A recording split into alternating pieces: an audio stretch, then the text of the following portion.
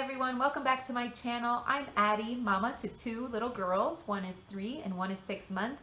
And today I thought I would talk to you about going back to work postpartum after having a baby because it was a really hard time for me, and I thought some of my experience might help some of you other mamas out there. If you are new, make sure to hit the subscribe button below and please give this video a thumbs up. I did not have to worry about this at all with my first baby because I had a work from home job. And so even though I was working, she was still at home and with a sitter, but I could still feed her and I could still see her, and it wasn't really that big of an adjustment for me.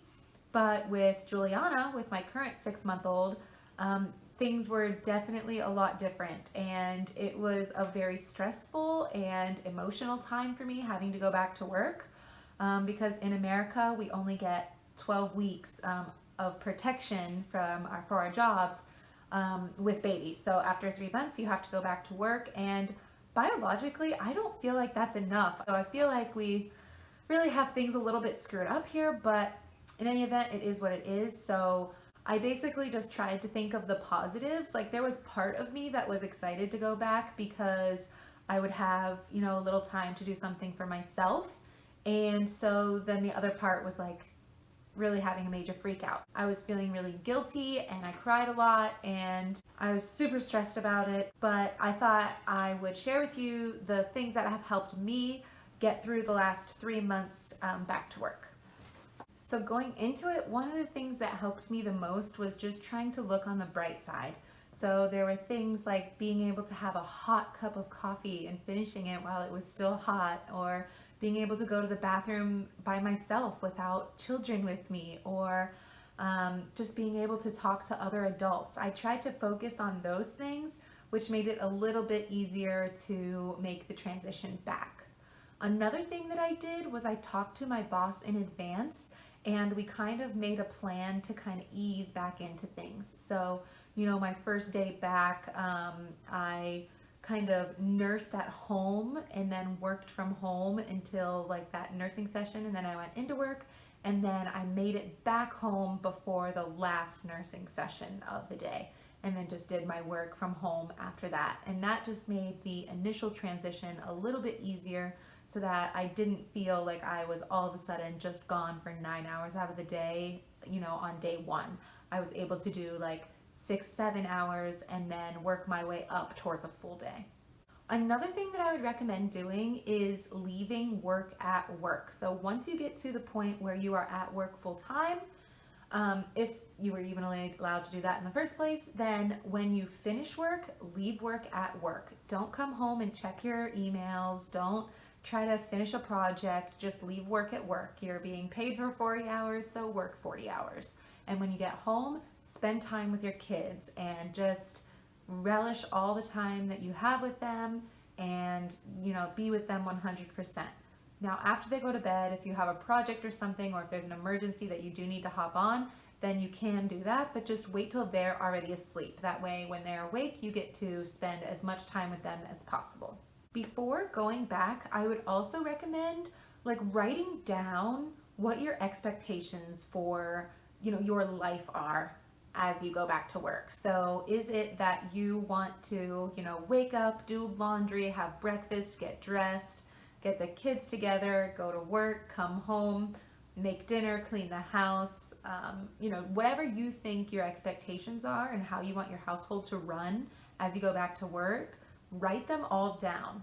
And then what I want you to do is lower them, because going back to work, you're going to have so much less time than you did before at your house.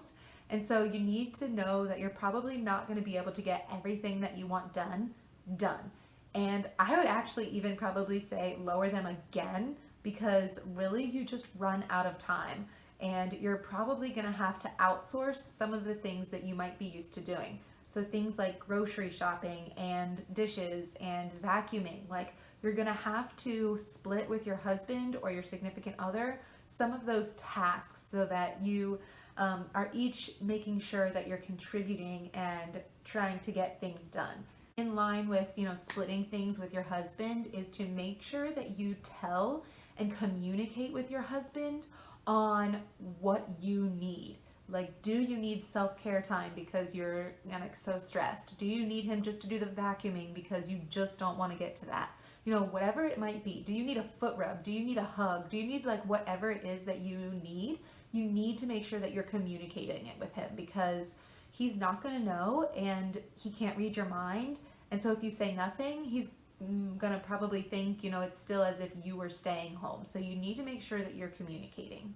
The other thing that's really helped us is to come up with a cleaning chart. And by that, I just mean all the things that we want to get done: laundry, doing dishes, and vacuuming the floors, sweeping the floors, mopping, wiping down the countertops. Like, we have a list of like things that we want to get done every day, things that we want to get done once a week, things that we want to get done monthly. That way we can just refer to the list, we can go back, make sure things are checked off, and do them as we come to them, because all the things we wanted to get done in a day before now have to take place over the week. So I do try to start a load of laundry every day, but sometimes it's really hard to keep up with the folding. So if we can make sure that we maybe have 1 or 2 or 3 times a week where we are folding laundry and making sure that gets done, then that's been really helpful. So having a chart with days where we do certain things has really started to help. Another thing that's really helped is doing a grocery pickup or delivery rather than actually going into the store, because going grocery shopping, I can easily spend an hour or an hour and a half at the grocery store, whereas now all I have to do is go through online, add them to my cart, and have them delivered, or just go quickly pick them up. So doing something like that has really helped with our household. And going along with meals, another thing I would recommend is making sure that you have quick meal ideas. You're getting home at like 5 p.m., 5:30, 6, whatever time it might be. And so you only have a small window of time before your kids have to go to bed. So you want to make sure that your meals don't take an hour of prep time and then another hour to make. You have to kind of learn how to use the slow cooker, the Instapot, or just have a couple of go-to quick meals that you can do to make sure that you're able to kind of get mealtime prepared when you need it.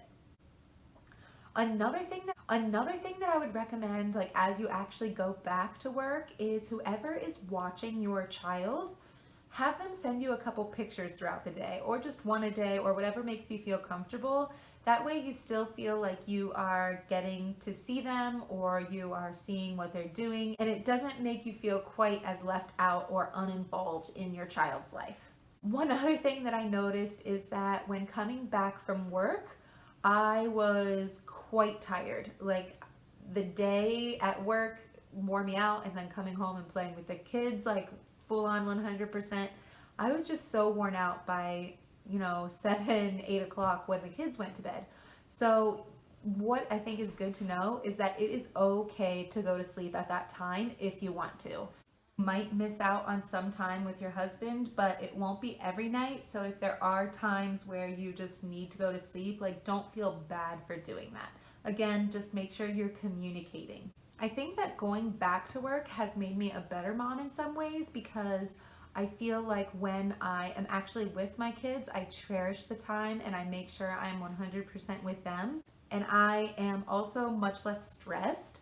I don't feel like I have a zillion things going on at the same time and all these things I have to get done that makes me stressed when I'm with them. So being able to have time to myself helped me with that as well. So with that, I will just leave you with the sense that going back to work does not have to be the end of the world, but it is totally okay to be so stressed about it and cry and be nervous for it, because you have all these hormones going on in your body and you don't really want to be separated from your baby. That's like biologically, that's just how it's supposed to be. So don't feel bad for having those feelings, but it will get easier over time, and eventually it will become your new normal. And you will have a new routine, and the kids will understand, and they will have their new routine, and it will eventually get much easier for everyone. So I hope that some of these tips help you as you take the journey going back to work. I will see you next time.